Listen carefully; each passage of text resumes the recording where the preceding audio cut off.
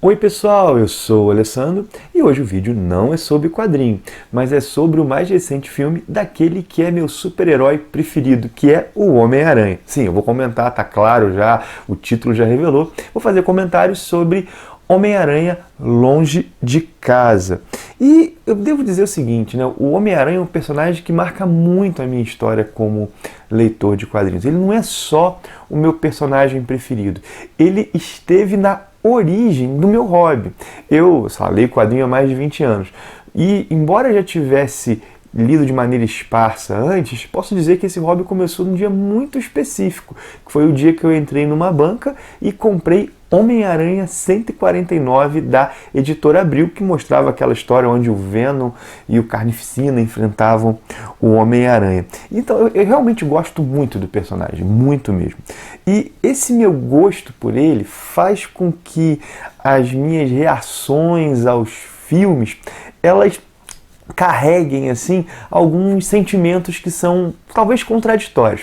Primeiro, eu fico empolgadíssimo, eu quero ver o personagem e essa empolgação talvez me faça relevar até certos elementos que não são tão legais num filme, mas por outro lado eu fico mais exigente. E fico exigente talvez com elementos que em outros casos eu não exijo tanto, eu deixo passar. Realmente, essa contradição, ela tá em mim quando eu lido com os filmes do Homem-Aranha em específico. Não com todos os filmes de super-herói, mas com Homem-Aranha em específico tem um pouco disso. Mas antes de comentar diretamente esse filme, Homem-Aranha Longe de Casa, eu acho que cabe fazer um comentário. Eu vejo às vezes a galera lidando com as críticas na internet assim, e eu acho que às vezes algumas reações negativas a críticas, é porque elas misturam duas coisas que são diferentes. Vou tentar explicar isso nesse vídeo. O que acontece, né? Um filme, ele pode ser bom e eu posso gostar dele. Vamos tentar tornar isso melhor, né? São coisas diferentes, um filme ser bom e eu gostar dele. Eu sei que parece a mesma coisa, mas não é. Quando eu falo, por exemplo, que um filme é bom, eu estou dizendo que ele é tecnicamente bom. Ou seja, que os atores fazem um bom trabalho, que o roteiro é bem escrito, que os efeitos especiais são bons, que a fotografia é boa, a trilha sonora. Eu estou avaliando o filme tecnicamente. O filme é bom. Agora, quando eu digo que eu gostei, eu estou revelando uma reação subjetiva. Não é a mesma coisa. É claro que essas coisas podem e com frequência andam juntos. Claro que um filme que eu julgo tecnicamente ruim pode falar, cara, que porcaria, né? Então não gostei disso. Mas na verdade nem sempre isso está tão ligado assim. É possível, por exemplo, que eu julgue um filme tecnicamente bem executado, roteiro bem escrito, atores legais, e ainda assim não gosto dele por algum motivo. Por exemplo, digamos que o filme propague uma mensagem que pra mim, é errada, ou eu não gosto daquela mensagem, eu consigo render tributos aos atores daquele filme, ou à técnica daquele filme, e ainda assim dizer que eu não gosto. E o contrário também é verdadeiro, né?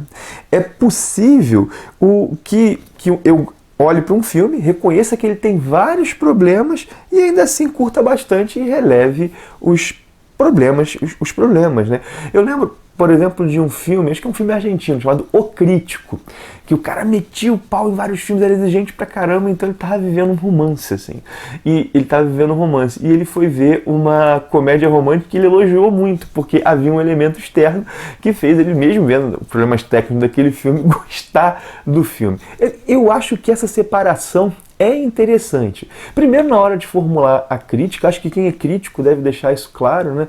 Na verdade, não confundir gostos pessoais com, com críticas técnicas, que são coisas diferentes, e também para quem reage às críticas, né? Acho que isso é legal colocar. Mas por que eu estou fazendo essa introdução tão grande? Não é para me auto-justificar, é para explicar a minha reação a esse filme. Eu acho que dizer isso é importante vocês entenderem como é que foi o meu feedback a Homem-Aranha Longe de Casa. Vamos lá, né?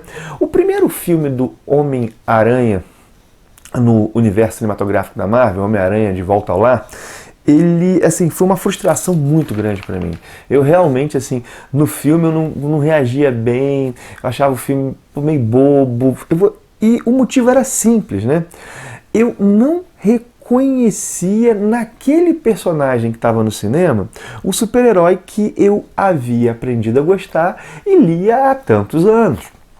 Os elementos que, ao meu ver, são os mais cativantes no Peter Parker não estavam lá. Que elementos são esses? Posso falar vários. A tensão entre poder e responsabilidade, o tema dos custos pessoais do heroísmo, a interação entre o extraordinário e o cotidiano na vida de um garoto que ganha superpoderes, um garoto que é inteligente, mas que tem dificuldade de relacionamento, o humor do Aranha, do super-herói Homem-Aranha, contrastado com certa postura angustiada do Peter Parker, a percepção por parte do público que o herói é uma ameaça e por mais que ele busque fazer o bem, ele é sempre mal interpretado. São esses elementos, né? E quando eu vi o Homem-Aranha de Volta ao Lar, eu estava vendo um personagem que era um adolescente que estava assim, caramba, quero ser um Vingador, né? Uou, eu não via essas coisas assim, né? Eu podia falar um montão de outras, mas enfim, o que eu quero dizer é que ao ver aquele filme no cinema, eu vi outro personagem, criaram outra versão do personagem que eu gosto, né? Isso não tem problema algum, minha gente. Problema nenhum isso de verdade, né? Mesmo no quadrinho existem várias versões, isso acontece. Inclusive, às vezes no passar do tempo, elementos vão sendo colocados, elementos vão sendo retirados, e aí há uma discussão, né, do que define o super-herói. Então, assim, em tese o cinema tem uma versão diferente, não há problema, assim, né? E acontece que quem pensou essa versão para o cinema, a equipe que pensou isso, né, priorizou outros elementos e não aqueles que eu julgo essenciais e cativantes no personagem, né? Mas na época, mesmo na época, né, com essa minha reação subjetiva ruim, eu reconheci que dentro da sua proposta o filme foi tecnicamente bem executado, ainda que também que tenha alguns problemas, né? Só que assim, ainda que reconhecendo isso e olhando para os problemas, eu vou dizer que o filme para mim foi frustrante. Então eu fui assistir agora o Homem-Aranha Longe de Casa com isso na cabeça, né? Vamos ver essa nova versão, vou olhar para esse outro personagem, que não é nem o personagem que eu curto tanto, e tentar curtir essa proposta. Foi assim que eu fui pro cinema. Bom, mas para minha surpresa, Longe de Casa deixou o Peter do cinema mais parecido com o Peter dos quadrinhos que eu tanto gosto. Isso foi um ponto assim, cara, repara, né? Eu fui positivamente surpreendido quando lá no filme anterior eu fui negativamente surpreendido, né? Sendo mais preciso, esse Peter é o Peter dos quadrinhos? Não, não é. Mas ele se tornou mais parecido. O Homem-Aranha Longe de Casa introduziu elementos que eu gosto muito no personagem. E fez isso ainda que de outro jeito, de uma maneira diferente dos quadrinhos. Por exemplo, o tema da tensão entre poder e responsabilidade está lá, o fardo do heroísmo também, certa falta de traquejo nos relacionamentos e também está lá, e até o azar, né, ou a sorte do Parker, né? O seguinte, né, grande parte disso foi construído de uma maneira bem diferente dos quadrinhos, né? Por exemplo, né, nos quadrinhos, o grande núcleo estruturante da origem do Peter Parker, essa tensão de poder e responsabilidade, é a morte do tio Ben. No cinema, não está sendo assim, né? É a relação com o legado do Homem de Ferro, né? Mas, ainda assim, essa questão tá lá, né?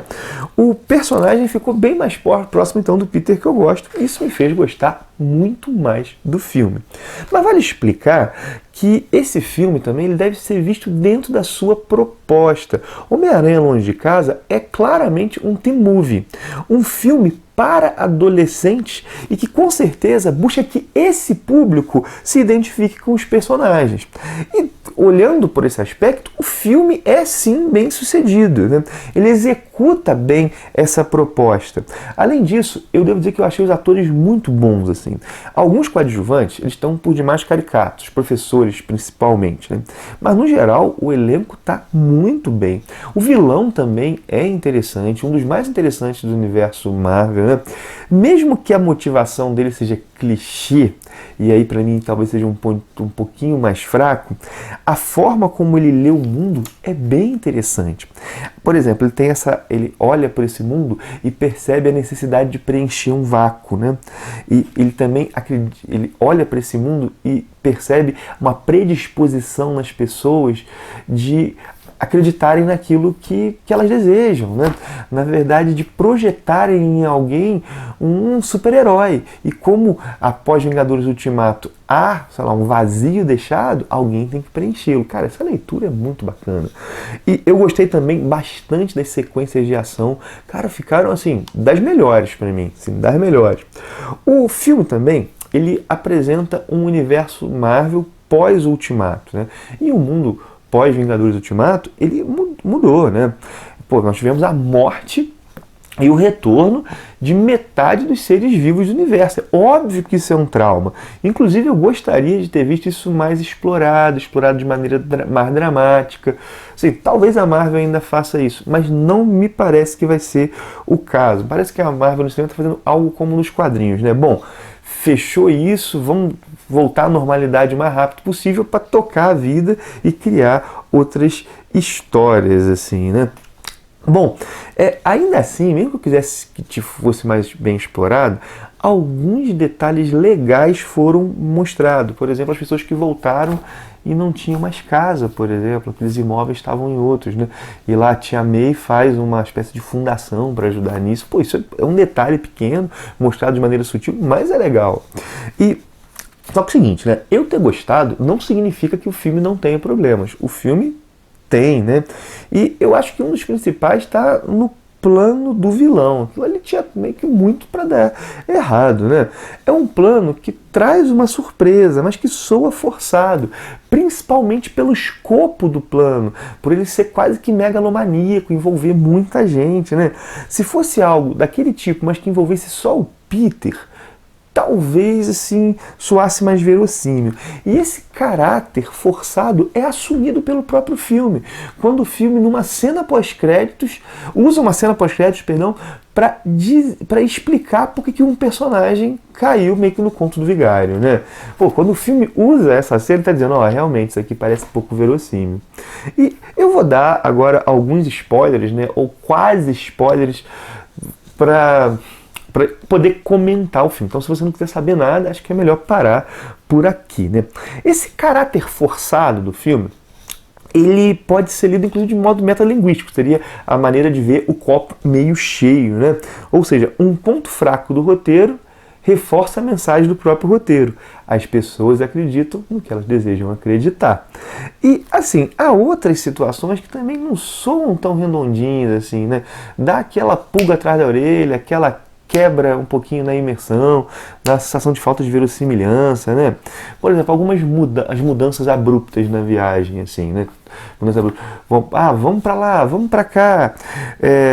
Alguns recursos usados para explicar o desaparecimento do Peter. Sei que nos quadrinhos isso acontece, mas no filme eu acho que isso acaba tendo que ser um pouquinho mais bem amarrado. Por exemplo, né? O Peter, ele deixa um recado que ele vai ficar na casa de parentes na Alemanha e os professores aceitam, cara. Cara, eu sou professor, ter filho dos outros, num outro país, e só um recadinho, cara, talvez um telefonema da Tia May para dizer, cara, a possibilidade, ainda mais num país como os Estados Unidos, a possibilidade de processo são menores de idade, cara, pra mim assim, falei, cara, detalhe meio bobo, mas fala assim, cara, parece assim, tipo preguiça. Parece preguiça no roteiro, né? Além disso, né, algumas coisas assim, que é um spoiler bem dado, o Tony Stark deixar um programa de defesa planetário sinistro nas mãos de adolescentes de 16 anos. Tá bom, o Tony deixar, eu até concedo, mas sei lá, o Nick Fury entregar isso pro Peter sabendo o que era, cara, um negócio que o cara podia fazer uma besteira enorme, inclusive em certo sentido fez, cara, me parece um pouco leviano, um pouco assim, irresponsável, assim, me parece um pouco irresponsável. Mas assim, eu tenho que admitir que esses são recursos de teen movies, e que talvez me incomodem, mas não incomodem o público-alvo. Mas vamos lá. Mas apesar desses e de outros problemas, foi bem agradável assistir, como eu falei. Parece que a origem do Peter agora se completou. Eu enxergo agora, inclusive isso me faz olhar com outros olhos para Homem-Aranha de Volta ao Lar. Então, os dois filmes fazem um todo que tem Guerra Infinita e Ultimato no meio, né?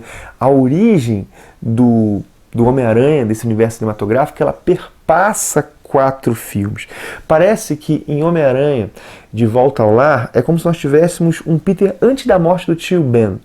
E agora, no Homem-Aranha Longe de Casa, nós temos um Peter depois da morte do tio Ben. Mas peraí, não tem tio Ben. Eu estou usando isso aqui como metáfora, né, para vocês entenderem. Assim. Nós temos um Peter antes da tragédia e depois da tragédia. Porque a tragédia está no centro de quem o Homem-Aranha é. E ele lida com o legado dessa tragédia. Com o tio Ben, com a versão clássica, icônica dos quadrinhos, nós temos o peso da culpa dele não ter evitado algo que ele podia, e isso ter levado a figura paterna dele a morrer.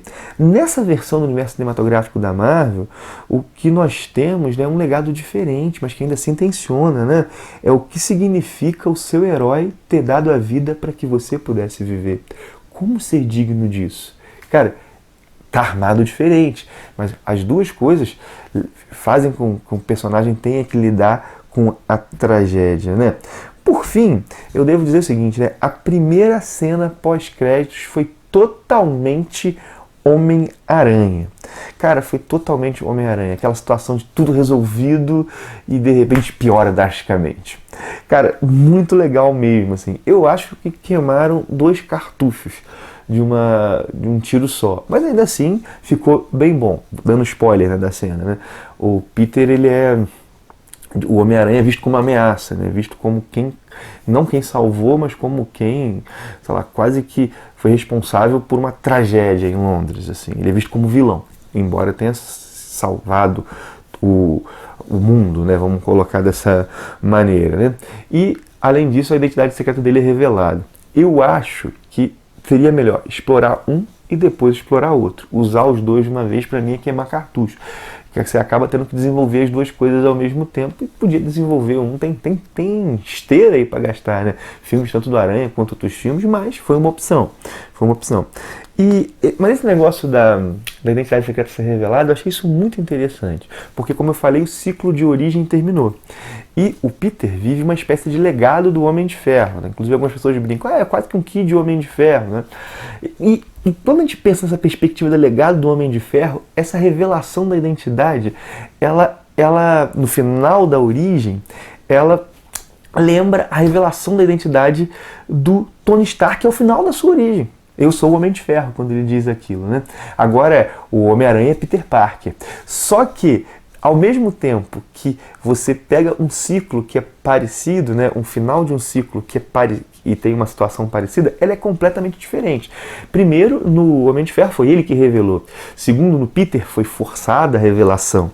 Mas, além disso, as consequências serão totalmente outras. Enfim, acho que eu estou falando demais, mas eu curti a experiência, vi problemas, mas curti as experiências e me gerou boas expectativas pelo que virá. Devo dizer, não é um Homem-Aranha no Aranhaverso, que esse aí, pra mim, é absoluto, né? O melhor do Homem-Aranha que já foi feito. Mas ainda assim, é um filme bom e legal de assistir. Para então por aqui, convido você a se inscrever no canal, caso não seja inscrito, né?